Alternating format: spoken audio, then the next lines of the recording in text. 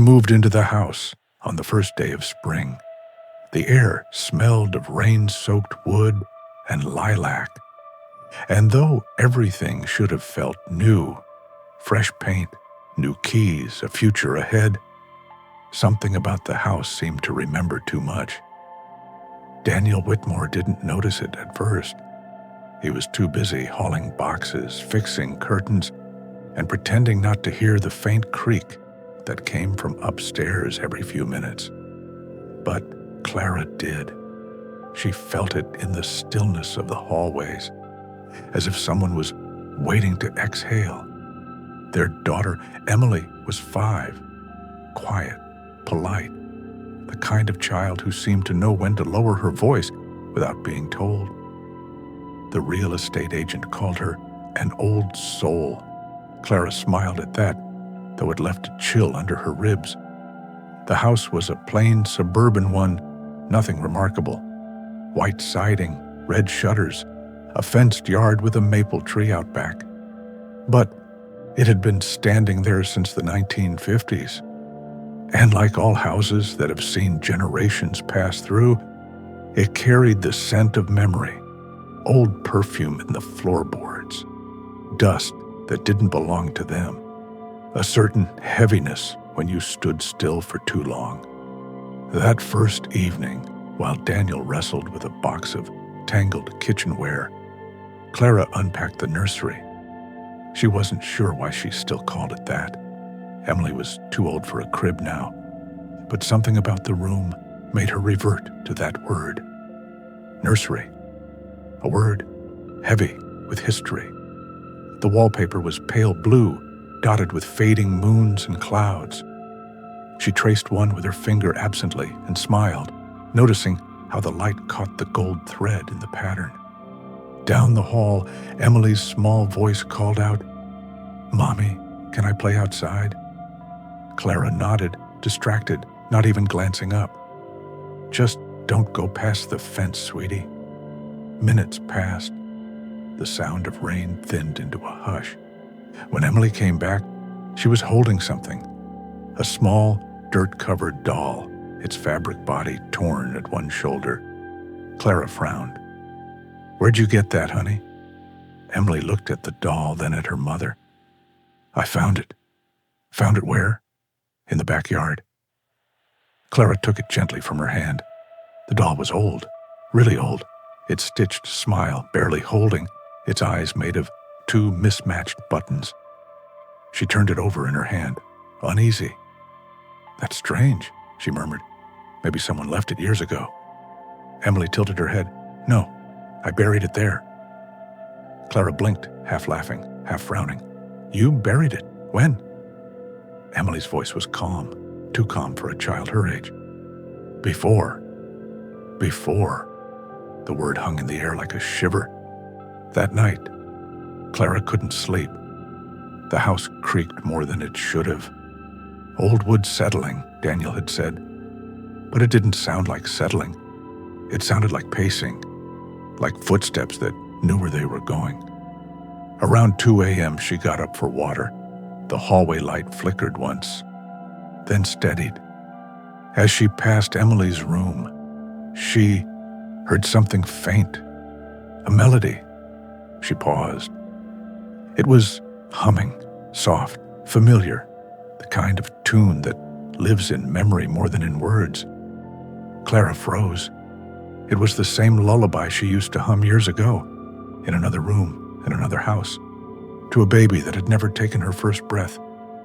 Her chest tightened. She stepped closer to Emily's door and pushed it open. Emily lay fast asleep, her lips still moving slightly, as if finishing a verse in her dreams.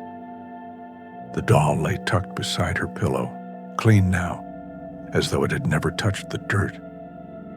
The next morning, Clara sat at the kitchen table staring at her coffee.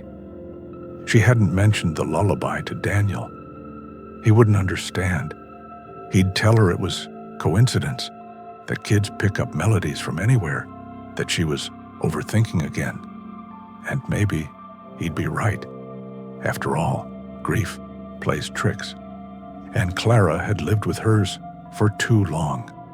When Emily came down for breakfast, her hair still damp from the shower, she smiled sweetly and said, "Mommy, do you still have my blanket?" Clara frowned. "What blanket, sweetheart?" "The one with the little yellow stars. You used to wrap me in it before I went to sleep." Her hands trembled slightly around the coffee mug. There was a blanket like that, years ago. One she'd bought for the baby she'd lost, the one she and Daniel never named.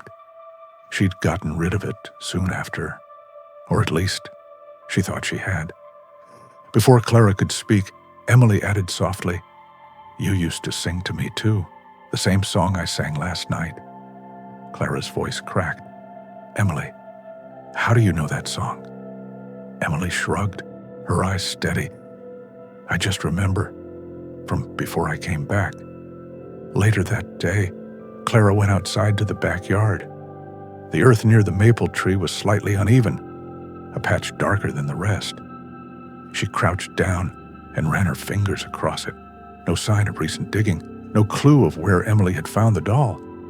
And yet, the ground seemed softer there. She pressed her hand against it, and for a second, just a second, she swore she felt warmth, like the soil itself was breathing. That night, she dreamt of the nursery, but it wasn't the new one.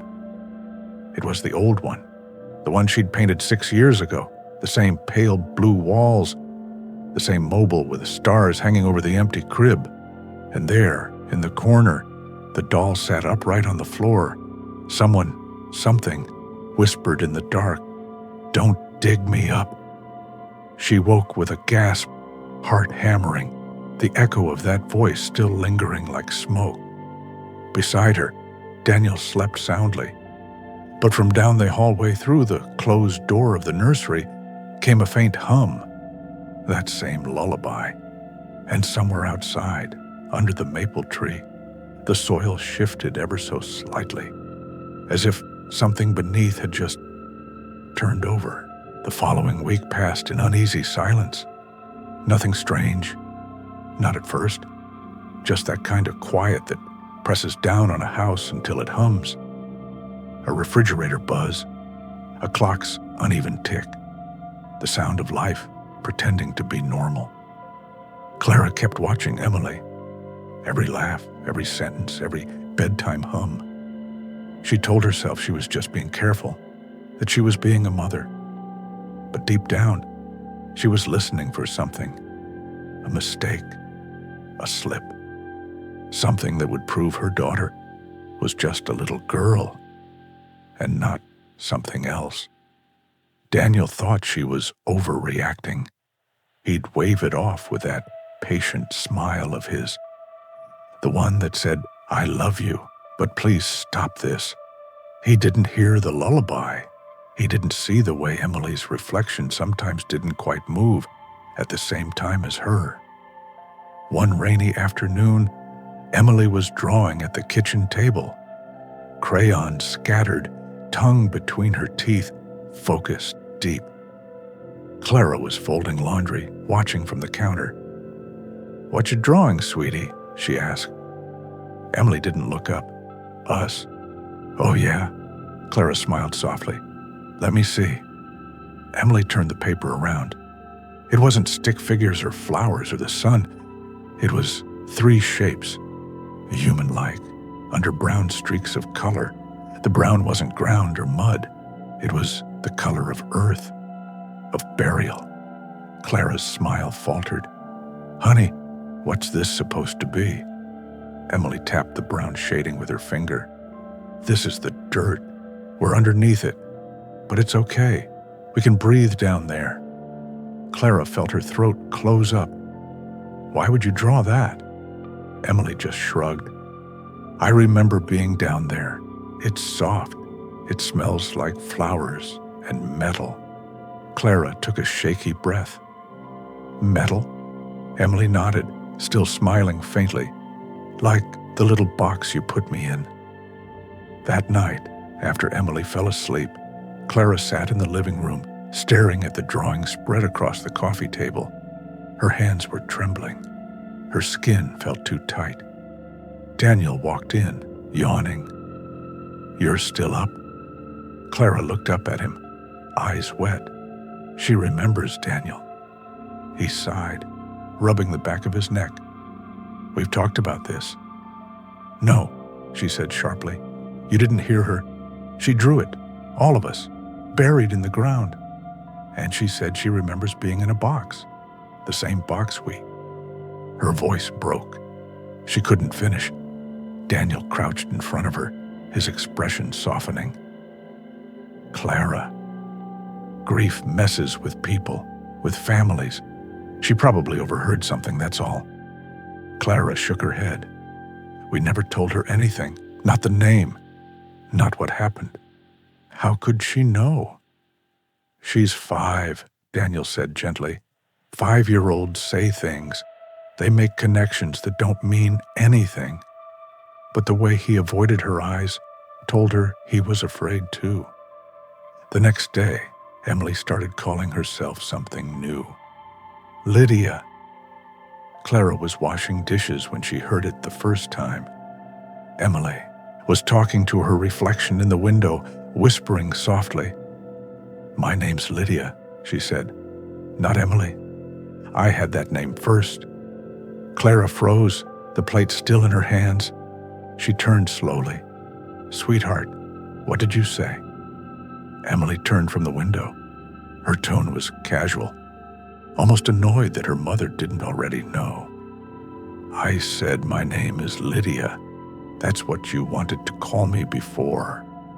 The plate slipped from Clara's hand and shattered in the sink. She remembered that, the name Lydia.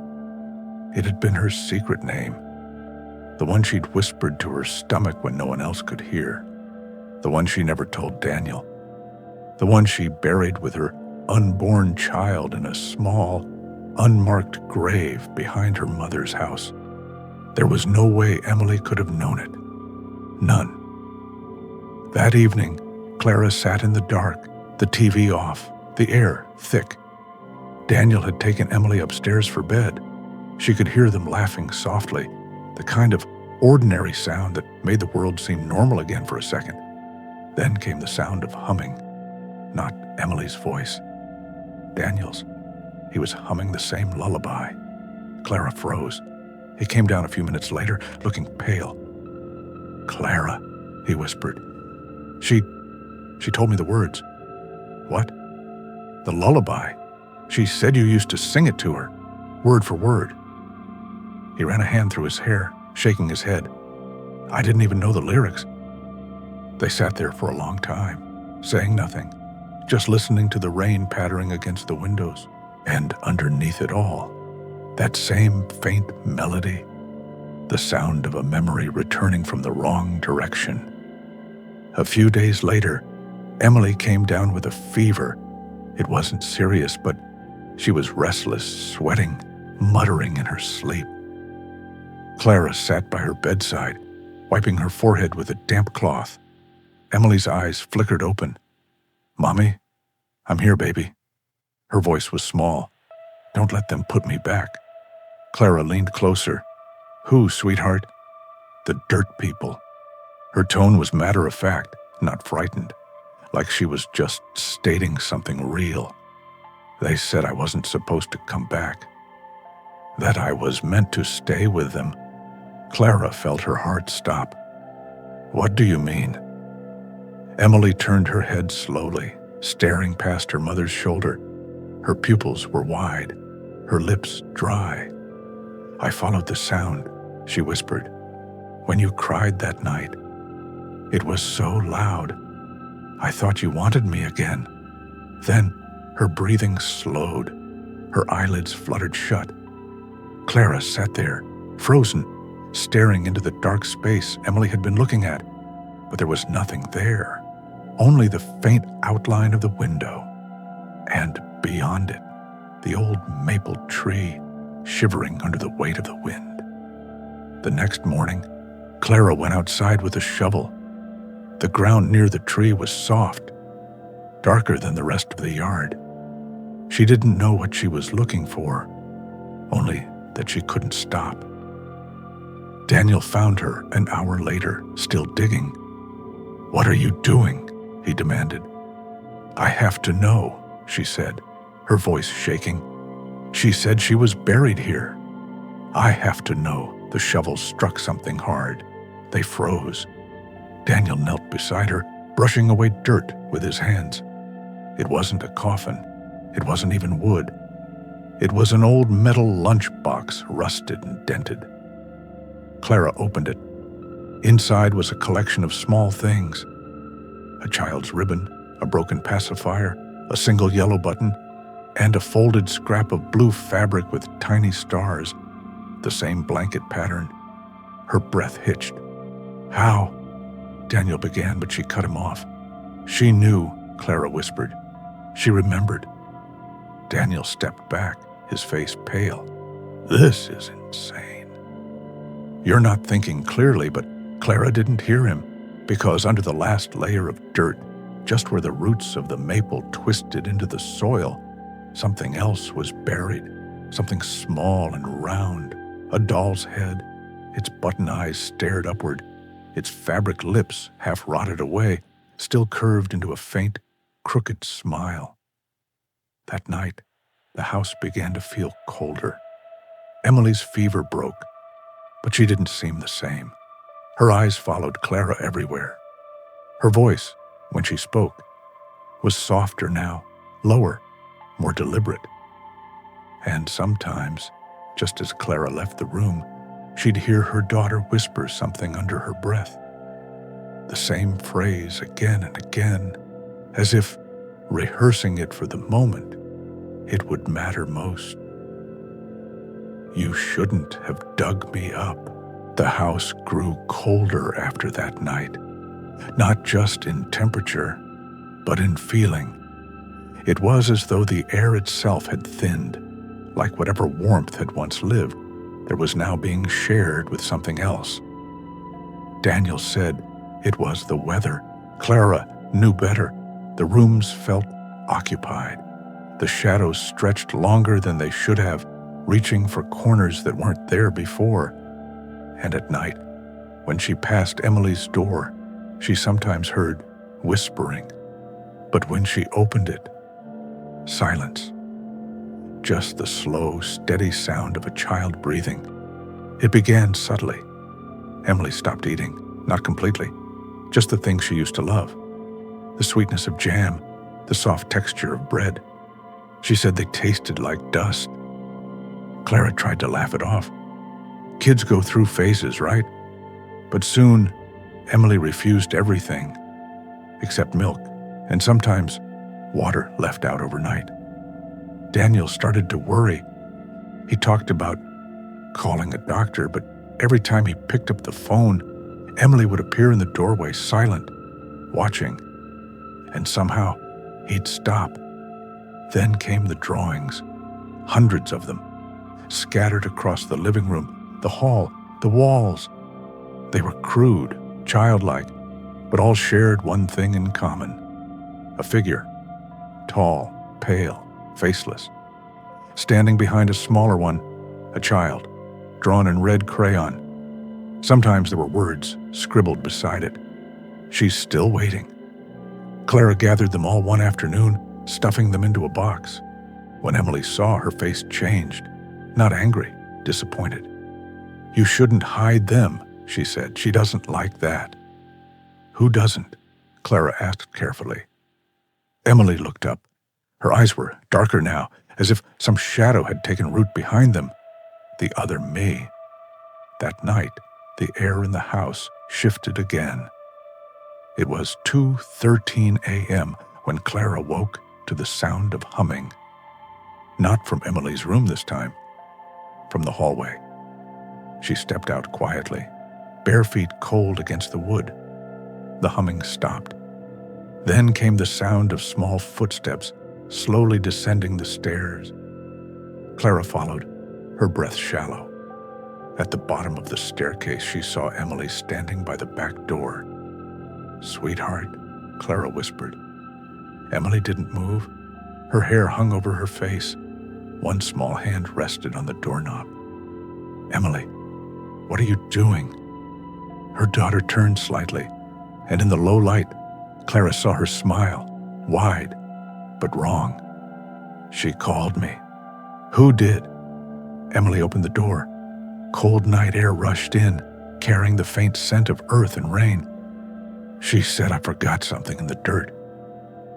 Before Clara could stop her, Emily stepped outside, bare feet sinking into the wet grass. The wind moved through the maple tree like a breath. Clara ran after her. "Emily, stop! You're going to get sick." Emily didn't stop. She knelt beside the same patch of soil Clara had dug up days ago. Her fingers pressed into the earth. The dirt moved, as if it wanted to be touched. Clara froze. "Sweetheart, please, come inside." Emily didn't look up. Her voice, when it came, was older, a tone that did not belong in a child's mouth. "You shouldn't have dug me up." The next morning, Emily didn't remember any of it. At least, that's what she said. She sat at the breakfast table, pale, distant, her small hands folded neatly in her lap. When Daniel asked if she was okay, she smiled. But Clara noticed something in that smile, the faintest twitch, like muscle memory, as if it belonged to someone else. Later that day, Clara took her to see a child psychologist, Dr. Harper, kind woman, gentle voice. She asked Emily to draw how she felt. Emily drew two girls. Both looked identical. One stood above ground, smiling. The other lay beneath, eyes open, smiling back. Dr. Harper frowned slightly. "Can you tell me who they are?" Emily shrugged. "They're both me." That night, Clara found Daniel in the study, staring at old photo albums. "What are you doing?" she asked. He turned the page slowly, his eyes hollow, looking for her. "Who?" He pointed to a faded ultrasound picture, edges yellowed with time. "The one we lost." Clara hesitated. "Why?" He swallowed. "Because I think she came back." For a moment, silence hung heavy between them. Then Daniel whispered, almost to himself, "She looks like you when you were little." 2 nights later, the neighbor came by. Mrs. Calloway, 83 years old, sharp as ever, and the kind of woman who always seemed to know things she shouldn't. She stood at the fence, clutching her cardigan, her eyes fixed on the house. "I saw her last night," she said quietly. "Emily?" Clara asked. The old woman shook her head. "Not Emily." The other one, Clara's stomach dropped. "What are you talking about?" Mrs. Calloway's voice lowered. "Children who remember the earth aren't meant to be alive twice. You can't bring them back, no matter how badly you want to." She leaned closer. If she says she remembers, then she's not the one who's remembering.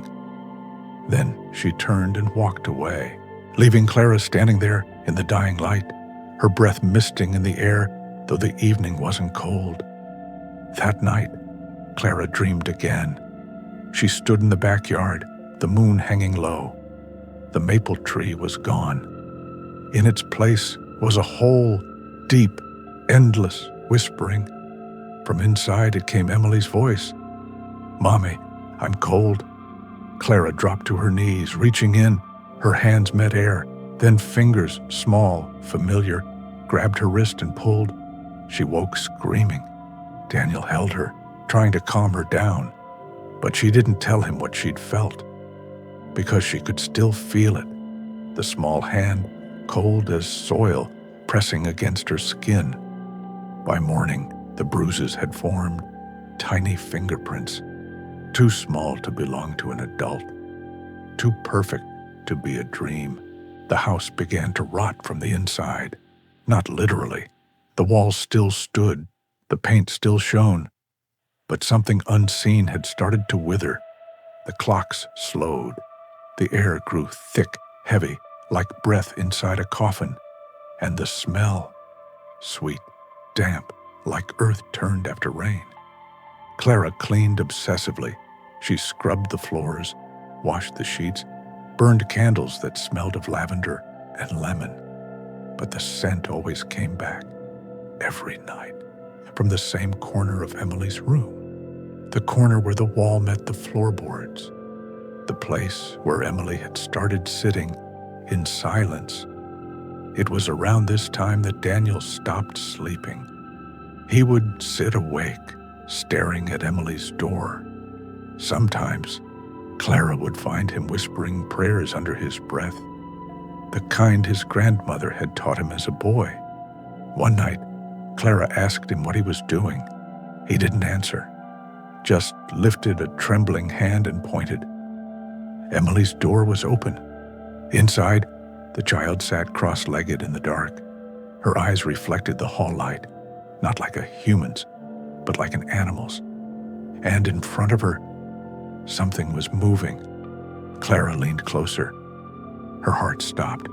The floorboards were pulsing, swelling, as though something beneath them was breathing. The next day, Clara tore the floor open. Daniel begged her to stop, but she didn't listen. She ripped up the wood, nails snapping loose, hands bleeding, until she saw what was underneath. Soil, dark, damp, packed tight. She stared at it for a long moment before she spoke. Why? Why is there dirt under here? Daniel looked away. He couldn't, because he remembered the night they lost their first child, how Clara had collapsed in the bathroom, how the ambulance never came in time, how he'd buried what was left, not in a graveyard, but right here, under the floor. They were young, scared. He'd told Clara they cremated her, told her the hospital handled everything, but he couldn't let go. He had to keep her close. And now, she was. When Clara realized, she didn't scream. She just went still, cold, empty. Emily was standing behind them, watching, her small hands folded neatly in front of her dress. "You shouldn't have dug me up," she whispered again. Then she smiled. The floor shifted. The soil opened. The smell hit first, wet, metallic, ancient. Then came the whispering. Thousands of voices layered into one, like dry leaves brushing across a grave. Emily, or whatever she was, began to hum that same lullaby Clara used to sing during the pregnancy, the same one she'd hummed while holding her belly, dreaming of a life that never came to be. Clara's knees buckled. Her ears rang. The room twisted, spinning. And then she saw it. A second Emily, smaller, gray-skinned, emerging from the soil like something being born backward. Her eyes black pits, her mouth still wet with earth. She reached out a hand toward the living Emily. The two smiled at each other. Daniel fell to his knees.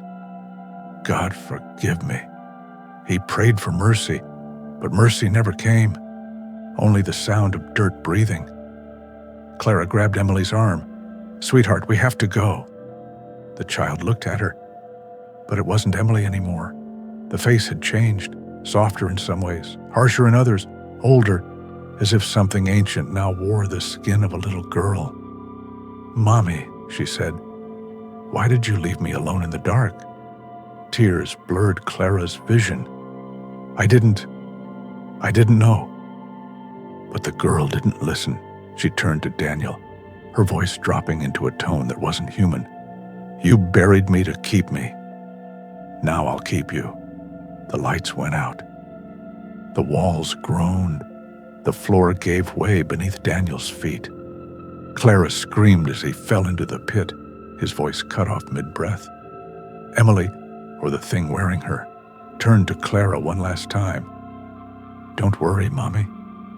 We're a family again." Then the soil surged upward, swallowing the child whole. The board slammed shut, sealing like flesh, healing over a wound. And just like that, silence. Days passed. The house stood still. Police came. Neighbors whispered. They found Clara sitting in the kitchen, staring at the wall. When they asked her what happened, she just said she remembered. Months later, a new family moved into the house. They said it was cozy, perfect for kids. Their daughter Lucy found a box of old drawings in the attic. Figures. A girl in red crayon. A mother crying. And beneath it, written in shaky letters, "You shouldn't have dug me up." That night, Lucy woke to the sound of humming from the corner of her room.